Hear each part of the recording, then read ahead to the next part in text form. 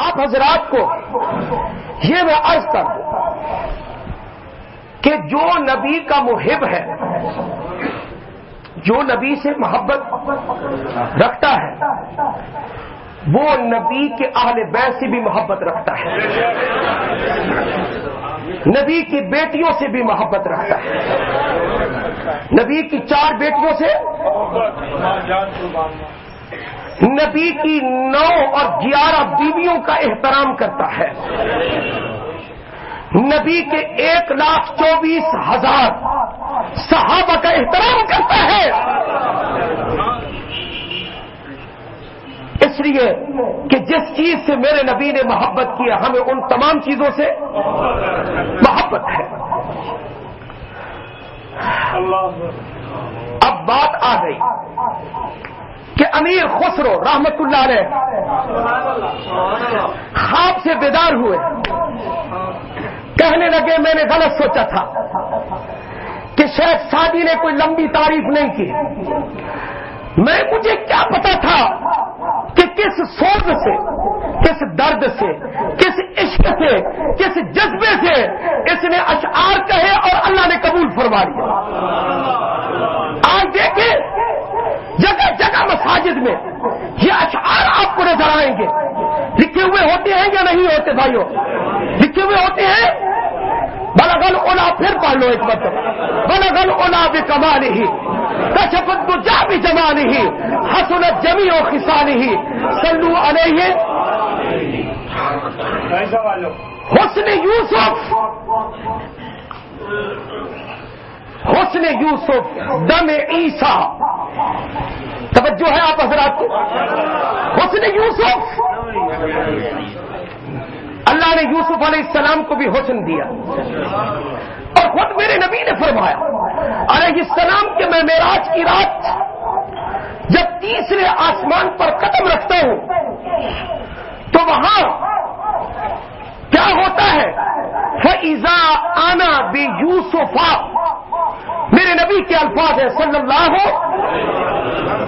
تیسرے آسمان پر میں نے قدم رکھا تو تیسرے آسمان پر فَإِذَا أَنَا بِيُوسُفَ، میں یوسف علیہ السلام سے ملاقات کر رہا تھا، انہوں نے مجھے مرحبا کہا۔ کنہوں نے مرحبا کہا؟ یوسف علیہ السلام نے کہا مرحبا بالنبی الصالح، مرحبا بالاخ الصالح۔ پہلے کہا اے نبی صالح، میں تجھے خوش آمدید کہتا ہوں، مرحبا کہتا ہوں، آپ کا آنا مبارک، اور ساتھ ہی کہا الاخ الصالح ہے، بڑا پیارا رشتہ بتایا۔ کیا فرمایا؟ فرمایا اے میرے نیک بھائی محمد، میں تجھے مرحبا کہتا ہوں۔ یہ کنہوں نے فرمایا؟ جناب یوسف علیہ السلام نے۔ اور نبی علیہ السلام نے فرمایا میں نے تعریفیں تو بڑی سنی تھی یعقوب کے بیٹے کی علیہ السلام، جناب یعقوب علیہ السلام کے لخت جگر ہے نا، وَابْيَضَّتْ عَيْنَاهُ مِنَ الْحُزْنِ فَهُوَ كَظِيمٌ، باپ جدائی میں رو رو کے آنکھیں سفید کر بیٹھا تھا۔ کس کی جدائی میں؟ آپ حضرات توجہ نہیں کر رہے، بعض حضرات نیند کر رہے ہیں، اور یہ دیکھیں جیسے سستی ہوگی نا، اور خصوصاً فرنٹ سیٹ والے جیسے نیند کریں گے ڈرائیور سست ہو جائے گا۔ نبی علیہ السلام فرماتے ہیں کہ میری ملاقات تیسرے آسمان پر جناب یوسف علیہ السلام سے ہوئی، فَإِذَا هُوَ أُعْطِيَ شَطْرَ الْحُسْنِ، میں نے دیکھا یہ میرے نبی کا فیصلہ ہے۔ توجہ ہے نا؟ اللہ اکبر۔ فرمایا مجھے تو ایسا لگا اللہ نے ایک حسن بنایا تھا، آدھا حسن تقسیم کر دیا، مردوں کو، عورتوں کو، بچوں کو، بوڑھوں کو، درختوں کو، جانوروں کو، اسی طرح پہاڑوں کو، اسی طرح ستاروں کو، پوری کائنات میں آدھا حسن اللہ نے تقسیم کر دیا، باقی آدھا بچا، وہ پورا کا پورا آدھا اللہ نے جناب یوسف علیہ السلام کو عطا فرما دیا۔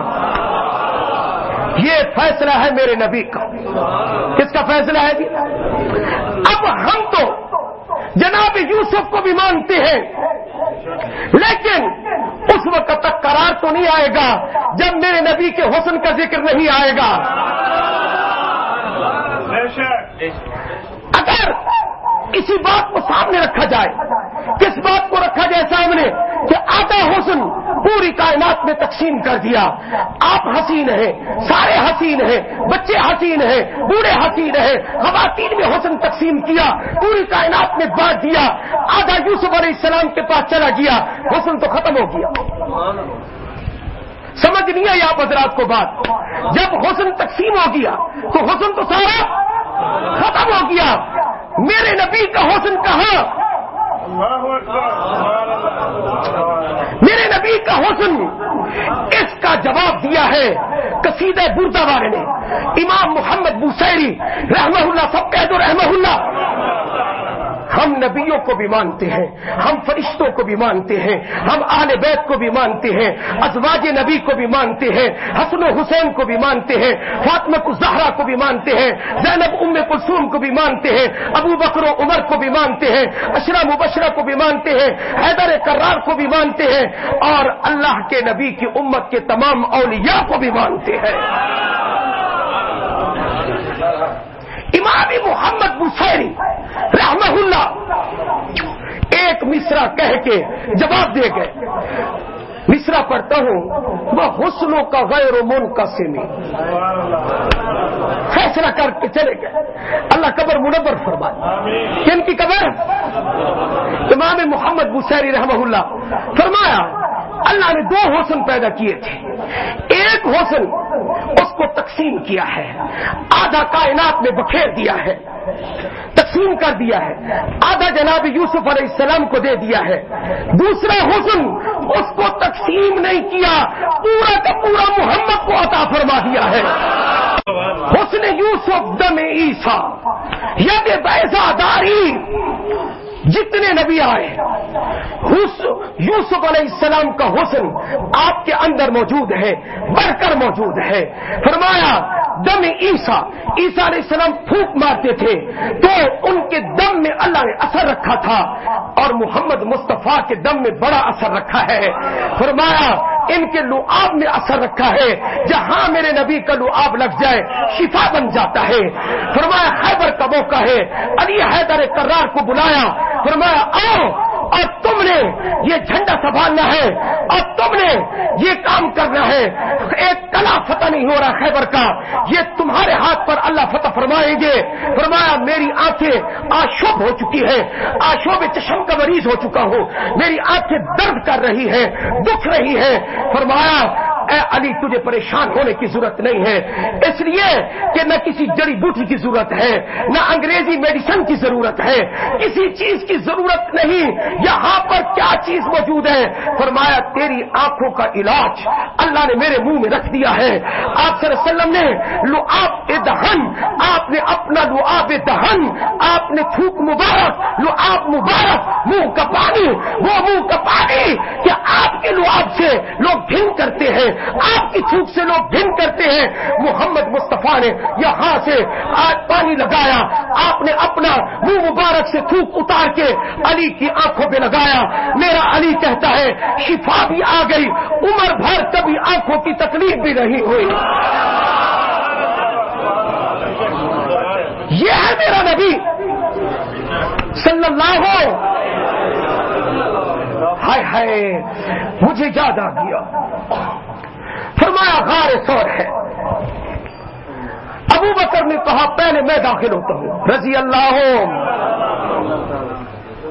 پہلے میں جاتا ہوں، صفائی کر دوں، اس لیے کہ اگر کوئی چیز تکلیف دے، کوئی زند پہنچے، اس عاشق کو تکلیف ہو، محبوب کو تو کوئی تکلیف نہ ہو۔ سچے سچے عاشق تھے نا۔ میں آج دعا کرنے آیا ہوں اللہ مجھے آپ کو سچا عاشق بنا دے۔ اور میری ایک دعا ہر مجمع میں یہ ہوتی ہے کہ اے اللہ مجھے ایمان کے ساتھ مدینے کی موت دے دے، یہ میری دعا ہے۔ آپ حضرات آمین کہتے؟ آمین۔ فرمایا پہلے میں جاتا ہوں، آپ گئے صفائی کی، دیکھا تو سوراخ ہے، اپنی چادر لی، چادر کے ٹکڑے کر کے سوراخ بند کیے، ایک سوراخ بچ گیا، ایڑی دبا کے بیٹھ گئے کہیں کوئی چیز نکل نہ آئے، فرمایا گوٹ بنا کے بیٹھ گئے، اندر تشریف لائیے، آپ صلی اللہ علیہ وسلم اندر جاتے ہیں، آپ علیہ السلام کو ابو بکر کیا کہتے ہیں، آپ آرام کر لیں، آپ تھکے ہوئے ہوں گے، اللہ اکبر، 3 میل کندھوں پہ نبی کو لے کے گئے اور عاشق کو پتہ ہی نہیں اپنے جسم کا، فرمایا آپ تھکے ہوئے ہوں گے، آپ میری گود میں آرام کر لیں۔ سچا عاشق کون؟ ابو بکر، سچا عاشق ابو بکر، سب کے تو رضی اللہ عنہ۔ ابو بکر نے کہا میں نے ایک چاہت ایک دن ذکر کی تھی نبی علیہ السلام کے سامنے، آج پوری ہو گئی، کیا؟ فرمایا میری چاہت یہ ہے النظر الی وجہ رسول اللہ، میری نظر ہو، میری نظر ہو اور حضور کا چہرہ ہو، میں دیکھتا رہ جاؤں۔ سچا عاشق تھا ابو بکر، اس لیے اللہ نے وہ موقع دیا۔ کیا موقع آ رہا ہے؟ فرمایا ایک موقع ایسا لاؤں گا، تیری گود نبی کا بستر، نبی آرام کرے گا، نبی کا چہرہ تیرے سامنے ہوگا۔ ابو بکر نے ایڑی وہاں دبائی ہوئی ہے، نیچے سے کوئی موذی چیز سانپ نکلنے کی کوشش کرتا ہے اور ڈنگ مارتا ہے، ابو بکر اپنے جسم کو حرکت نہیں دیتا، نبی کو نیند آئی ہوئی ہے صلی اللہ علیہ وآلہ وسلم، حرکت نہ دینا اتنا تو اختیار تھا، لیکن آنسو کا نہ نکلنا یہ اختیار میں نہیں تھا، اس لیے آنسو ٹپک پڑے۔ یہ عشق رسول میں آنسو نکل رہے ہیں، محبت رسول میں آنسو نکل رہے ہیں۔ میرے دوستوں، ابو بکر کا آنسو اتنا قیمتی، میں اگر آنسو نکالوں زمین پہ گرے گا، آنسو نکالوں سٹیٹ پہ گرے گا، آنسو نکالوں مسجد میں نکلے گا، زیادہ سے زیادہ فرمایا مسجد نبی کے فرش پر گرے گا اور ریاض الجنہ میں گرے گا، فرمایا زیادہ سے زیادہ آنسو قیمتی ہوگا بیت اللہ میں گرے گا، آپ کا آنسو زیادہ قیمتی ہوگا مطاف میں گرے گا، زیادہ قیمتی ہوگا حتیم میں گرے گا، زیادہ قیمتی ہوگا حجر اسود کو بوسہ دیں گے، آنسو ٹپک پڑے گا۔ خدا کی قسم ابو بکر کے آنسو کی قدر میرے اللہ نے کی ہے، فرمایا تیرا یہ آنسو، یہ تیرا رونا عشق نبی میں ہے، تیرا یہ رونا محبت نبی میں ہے، فرمایا تیرے آنسوؤں کے لیے جگہ میں نے بڑی اچھی منتخب کی ہے، وہ کیا ہے؟ آمنہ کے لال کا یہ ماہ جبین ٹکڑا چہرہ، حضور کے چہرے پہ آنسو ابو بکر کے گر گئے۔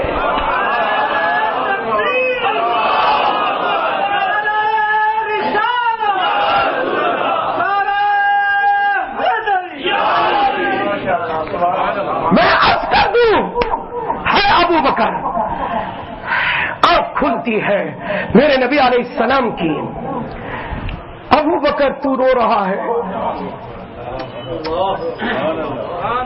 تو رو رہا ہے، فرمایا ہاں کوئی موذی چیز کاٹ گئی، اس کی تکلیف محسوس کر رہا ہوں، پریشان ہونے کی ضرورت نہیں، تیرا علاج محمد کا لعاب ہے۔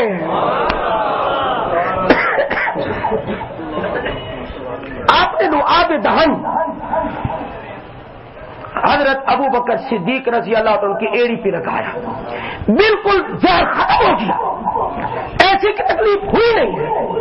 مدینہ میں جاتے ہیں، لوگ کہتے ہیں یہودی کے پاس میٹھا کنواں ہے، مسلمانوں کو پانی نہیں بھرنے دیتا، بعد میں سیدنا عثمان نے خرید کر وقف کر دیا تھا۔ کوئی تو مدینے والے ہوں گے جو میری باتیں سن رہے ہوں گے، میں اس بات کے قریب ہو کے آیا ہوں، میں یہ عرض کر دوں آپ کو، مدینہ پہنچتا ہے میرا نبی صلی اللہ علیہ وآلہ وسلم، آپ علیہ الصلوۃ والسلام صحابہ کی پریشانی محسوس کرتے ہیں، صحابہ کہتے ہیں کہ یہودی کے پاس کنواں میٹھا ہے، جس کنویں سے ہم پانی بھرتے ہیں اس کنویں کا پانی کھاری ہے۔ آپ علیہ السلام تشریف لے جاتے ہیں، اپنا لعاب دہن اس کنویں میں ڈال دیتے ہیں، وہ کنواں صرف ایک زمانے کے لیے نہیں، اس وقت سے لے کر آج تک وہ کنواں میٹھا چلا آ رہا ہے۔ یہ میرے نبی کا لعاب ہے۔ میں کدھر سے کدھر چلا گیا، اور کر رہا ہوں واپس آ جاؤ۔ اللہ نے میرے نبی کو کتنے اختیار دیے تھے آپ کو یاد ہوگا؟ 2۔ فرمایا یا تو اپنی آدھی امت بخشوا لو، اور یا یہ ہے کہ قیامت کے دن سفارش کرتے جاؤ، میں تمہاری امت کو معاف کرتا جاؤں گا۔ نبی علیہ السلام نے فرمایا میں نے اپنے رب کے سامنے یہ عرض کی، اے اللہ تیری بڑی مہربانی ہے کہ میری امت پر تو بڑا رحیم ہے۔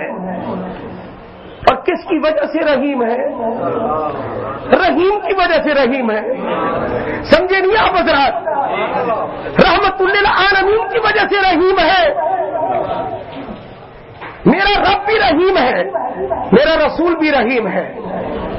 پڑھو آیت، لقد جاءکم رسول من انفسکم عزیز علیہ ما عنتم حریص علیکم بالمؤمنین رؤوف الرحیم۔ قرآن کہہ رہا ہے، تو عرض یہ کر رہا ہوں کہ نبی علیہ الصلوۃ والسلام نے اپنا لعاب ڈالا، کنویں کے اندر میٹھا ہو گیا۔ بات سے بات یاد آ گئی، وہ کنواں آج تک میٹھا ہے، لیکن جنہوں نے اے اللہ کے رسول صلی اللہ علیہ وسلم تو سب نبیوں سے افضل ہے، تو رحمت للعالمین ہے، تیری وجہ سے تو ہم جنت میں جائیں گے، سچ ہے نا جی؟ لیکن یہ تو بتائیے کہ آپ کی صحبت کا کیا اثر پڑتا ہے؟ فرمایا میری صحبت بھی بڑی مؤثر ہوتی ہے۔ اگر میری صحبت کو دیکھنا ہو تو عمر کو دیکھ لو، میری صحبت کو دیکھنا ہو تو وہ کیسے؟ فرمایا میں لعاب ڈالتا ہوں، پانی میٹھا ہو جاتا ہے، عمر کا وقت آئے گا تم دیکھو گے، کیا دیکھیں گے؟ فرمایا میرے عمر کو دیکھو گے کہ میں فیصلہ سنا کے جا رہا ہوں، لو کان بعدی نبی لکان عمر، اگر میرے بعد نبوت جاری ہوتی تو اللہ نبی بناتے حضرت عمر کو رضی اللہ تعالی عنہ کو۔ فرمایا کوئی مناسبت، بڑی مناسبت ظاہر ہو گئی۔ کیسے؟ مدینہ سے یہودیوں کو نکالا میرے نبی نے، خیبر سے نکالا اور پورے جزیرہ عرب سے نکالا عمر نے رضی اللہ تعالی عنہ نے۔ اس کے علاوہ ابھی میں لعاب کی بات کر رہا تھا، نبی نے لعاب ڈالا، کنویں میں پانی میٹھا ہو گیا، ہائے ہائے، فرمایا مصر کا دریائے نیل خشک ہو جاتا ہے، دریائے نیل پانی نہیں دے رہا، پانی خشک ہے۔ حضرت عمر بن عاص رضی اللہ تعالیٰ عنہ خط لکھتے ہیں جناب عمر کی طرف، فرمایا ایک لڑکی سوار کر ڈالنی پڑتی ہے، پھر اس میں پانی آتا ہے ورنہ پانی آتا نہیں ہے۔ فرمایا کہ لڑکی کو یہاں ہلاک کرنا، اس کو یہاں قتل کرنا، زندہ درگور کرنا، یہ اسلام میں جائز نہیں ہے۔ فرمایا میرا خط آ رہا ہے، اس خط کو دریائے نیل کے اندر ڈال دینا۔ اس خط کے اوپر کیا لکھا تھا؟ میرے نبی نے لعاب ڈالا کہ اس میں کنواں میٹھا ہو گیا اور آپ کی انگلیوں سے چشمے جاری ہو گئے۔ حدیبیہ کے مقام پر ایک پیالے میں آپ نے انگلیاں ڈالی، میرے نبی نے وہاں سے فوارے پھوٹ اٹھے۔ یہ سب کچھ میرے نبی سے ہوا ہے، اللہ نے کیا ہے، معجزہ اللہ کرواتا ہے، نبی کے ہاتھ پہ ظاہر ہوتا ہے۔ سب کچھ اختیار کس کا ہے بولو ذرا؟ اللہ کا اختیار ہے، اس لیے کہ نبیوں کے معجزات بھی اللہ کے اختیار میں ہیں، اولاد بھی کس کے اختیار میں، اور اولیاء کی کرامتیں بھی اللہ کے اختیار میں ہیں۔ یہ اللہ عطا کرتا ہے، اللہ عزتیں دیتا ہے۔ تو حضرت عمر کی بات سنیں، حضرت عمر رضی اللہ تعالیٰ عنہ سچا عاشق رسول، متبع سنت اور خلیفہ دوم کیا کرتے ہیں؟ خط لکھتے ہیں۔ کس کو خط لکھتے ہیں؟ کسی بادشاہ کو خط نہیں لکھا، ایک بے جان کو خط لکھا، ایک بے زبان کو خط لکھا، ایک بے شعور کو خط لکھا۔ خط کس کو لکھ رہے ہیں؟ اے عمر کیا تجھے امید ہے؟ فرمایا ہاں اس لیے امید ہے، میرا خط دریائے نیل مانے گا۔ کیوں؟ اس لیے کہ میں رب کو مان چکا ہوں، جو رب کو مانے، رسول کو مانے، اس کو کائنات کی ہر چیز مانتی ہے، کائنات کی ہر چیز مانتی ہے۔